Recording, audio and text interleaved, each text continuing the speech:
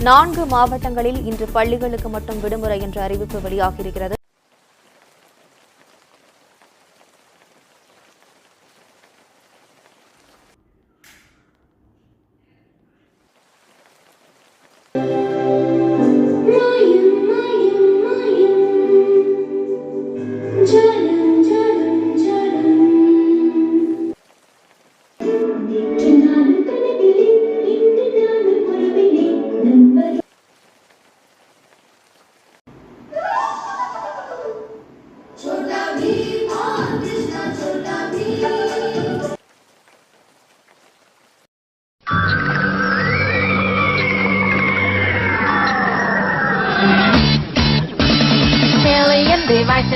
மாயம் சொல்லப்பா கையில் உள்ளது காகிதமல்ல ஆயுதமல்ல